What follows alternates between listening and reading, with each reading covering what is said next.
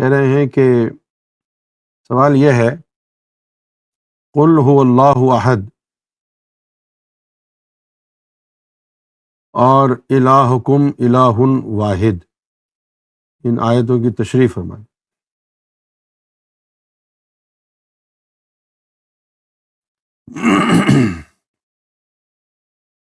اب یہ جو قل هو اللہ احد،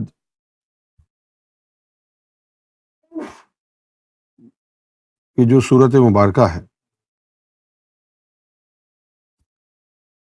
اگر علمی اعتبار سے دیکھا جائے تو یہاں اللہ رب العزت نے اپنی وحدانیت کا ذکر فرمایا،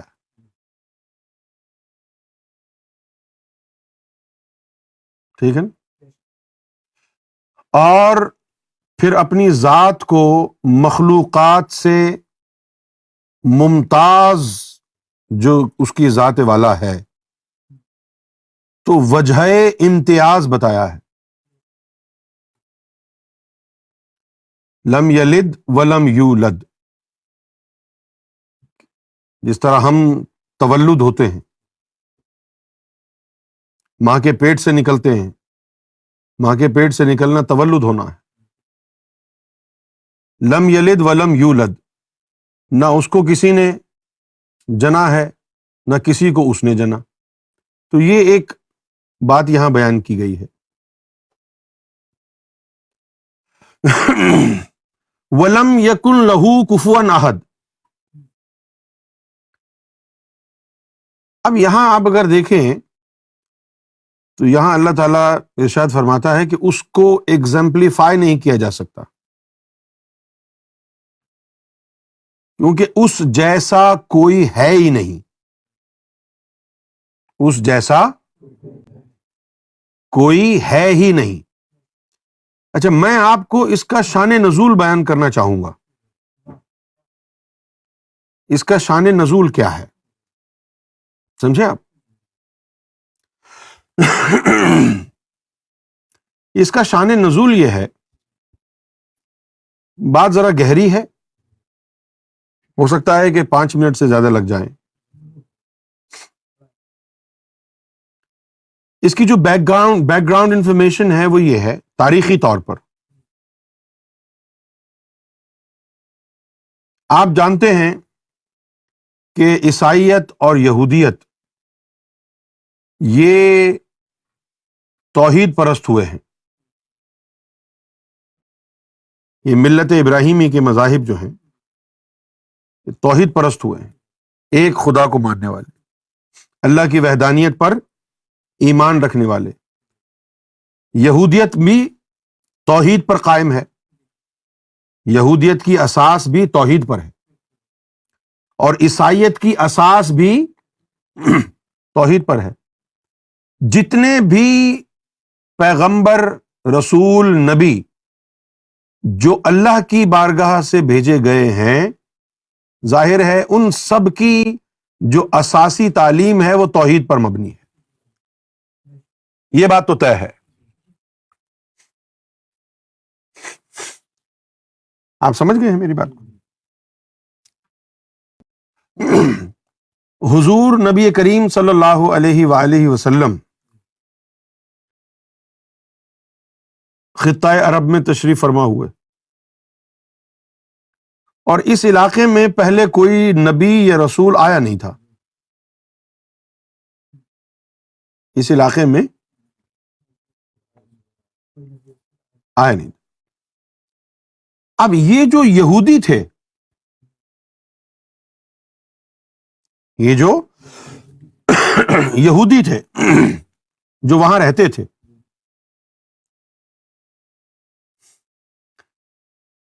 جب انہوں نے سنا نبی پاک صلی اللہ علیہ وسلم کے حوالے سے، بھئی آپ کے ماننے والے آپ کو اللہ کا نبی، اللہ کا رسول کہہ رہے ہیں، صحیح ہے؟ تو یہ وہ زمانہ تھا کہ جب خانہ کعبہ میں 360 بت رکھے ہوئے تھے، سمجھے آپ؟ خانہ کعبہ میں، ہاں، اور ہر بڑے بت کا کوئی متولی تھا. ٹھیک ہے. جو کعبے میں آتا اور اپنے صنم، اپنے بت کا شجرۂ نسب بیان کرتا، اپنے یعنی بت کا شجرۂ نسب بیان کرتا کہ بھئی آپ شجرۂ نسب تو سمجھتے ہیں نا کہ بھئی یہ اس کا بیٹا، یہ اس کا بیٹا، یہ اس کا بیٹا. تو وہ جو بت وہاں بنا کے رکھے تھے، ظاہر ہے کہ وہ انسانوں کے بت بنا کے رکھے تھے جن کو خدا سمجھ کے پرستش کی جاتی تھی. اور یہ لوگ کعبے میں جاتے، کھڑے ہوتے بت کے سامنے اور اس کا شجرۂ نسب بیان کرتے، جس کو قرآن مجید نے کہا کہ اے مومنو، تم اللہ کا اتنی ہی شدت سے ذکر کیا کرو جتنا تم اپنے آباء و اجداد کا کیا کرتے تھے. یہ اللہ نے اسی طرف اشارہ دیا. آپ سمجھیں ہیں بات کو؟ یہ اشارہ اسی طرف ہے کہ آباء و اجداد کا شدت سے چیخ چیخ کر on top of their voices وہ اپنے اصنام کا ذکر کیا کرتے تھے. تو اب یہ جو یہودی تھے یہ توحید پرست تھے. اب جب انہوں نے سنا نبی پاک صلی اللہ علیہ وسلم کے حوالے سے کہ بھئی آپ کے لوگ آپ کو نبی کہہ رہے ہیں، تو یہودیوں نے منصوبہ بنایا کہ جا کے محمد رسول اللہ کو آزمائیں. کیا کریں؟ آزمائیں کہ اگر سچے نبی ہوئے تو پہلا سبق ان کا توحید کا ہوگا. اگر سچے نبی ہوئے تو پہلا سبق ان کا توحید کا ہوگا. آزمانے کے لیے یہودی چلے گئے. اور چال کیا چلی انہوں نے؟ کیونکہ کعبے میں ہوتا یہی تھا کہ ہر قبیلہ آتا تھا اور اپنے بت کا شجرہ نسب بڑے کر و فر کے ساتھ بیان کرتا تھا. اب یہ یہودی حضور کے پاس آ گئے اور کہنے لگے کہ جی ہم نے آپ کی بڑی شہرت سنی ہے اور یہ بھی سنا ہے کہ آپ نبی ہیں، تو ذرا آپ ہمیں اپنے خدا کا شجرہ نسب بیان کر دیں تاکہ یہاں سے پتہ چل جائے کہ نقطہ توحید کا ہے یا نہیں ہے. کیونکہ اگر اللہ کی طرف سے ہوئے تو پہلا نقطہ توحید کا ہوگا. اگر اللہ کی طرف سے ہوئے، لہذا انہوں نے، ہم اپنی زبان بولتے ہیں کہ انہوں نے پتہ پھینکا یہ جاننے کے لیے. تو اب جب انہوں نے یہ سوال کیا کہ اے محمد صلی اللہ علیہ وسلم، اپنے پروردگار کا، اپنے رب کا شجرہ نسب بتا دیں. آپ ذرا دوہرائیں سوال. کیا سوال کیا؟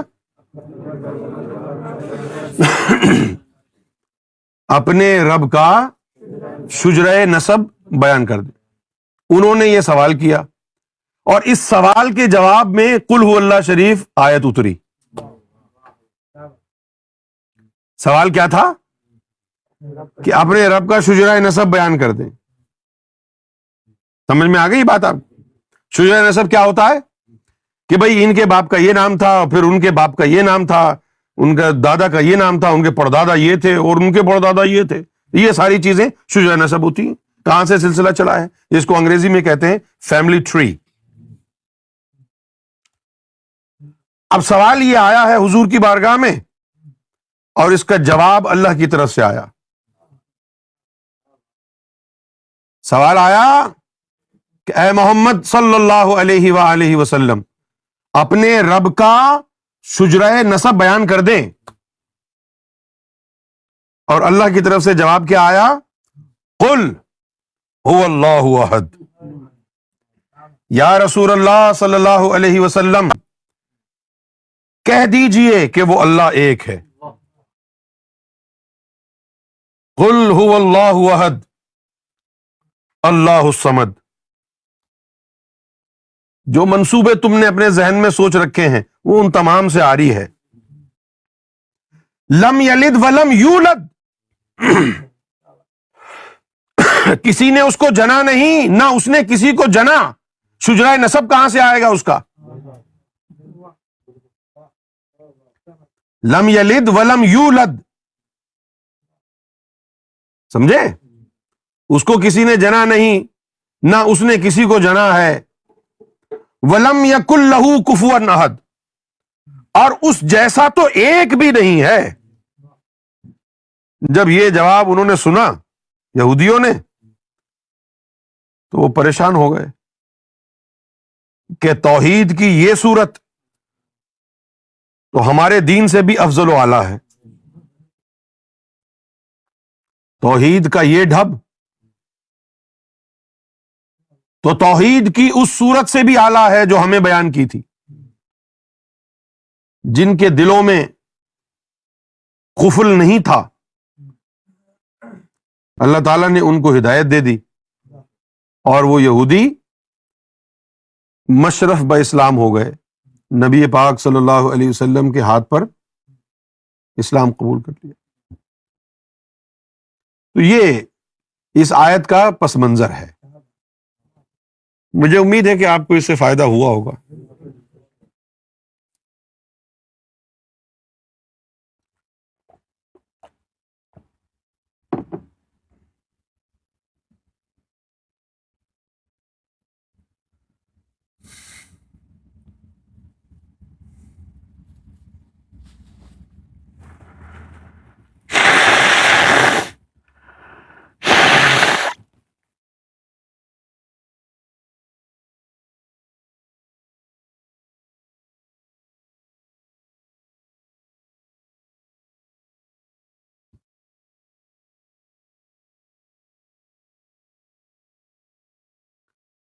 اسی نام یاد کیے ہیں الحمدللہ، ماشاء اللہ۔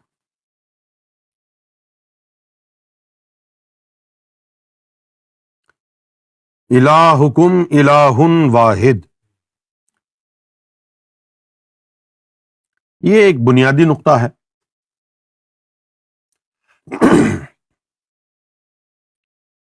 دیکھیے اللہ رب العزت کی توحید کا جو عالم ہے وہ یہ ہے کہ اس نے اپنی توحید کے مظاہر کہتے ہیں مینیفیسٹیشنز کو، اللہ تعالیٰ نے اپنی توحید کے مظاہر اتنے بین رکھے ہیں کہ مخلوقات میں بھی رب کی توحید کا مظہر نظر آتا ہے۔ رب کی مخلوقات میں بھی رب کی توحید نظر آتی ہے۔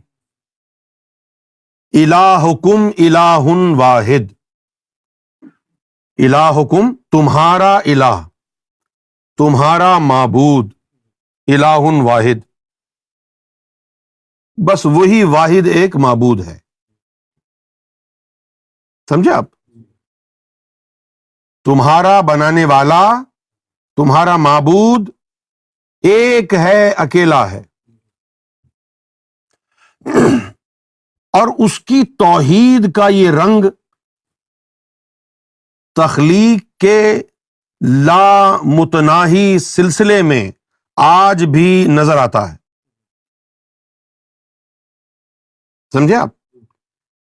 وہ کیسے؟ ایسا نہیں ہو سکتا، معاذ اللہ ثم معاذ اللہ، جانوروں کا ذکر کرتے ہیں کہ کسی فیمیل اینیمل کے ساتھ کوئی میل اینیمل یعنی ریپروڈکشن کے لیے کوپولیشن کرے۔ کوپولیشن سمجھتے ہیں نا، مباشرت، اور دو کا نطفہ بن کے ایک بچہ بن جائے، ایسا نہیں ہو سکتا. آپ سمجھ رہے ہیں میری بات کو؟ کیسا نہیں ہو سکتا؟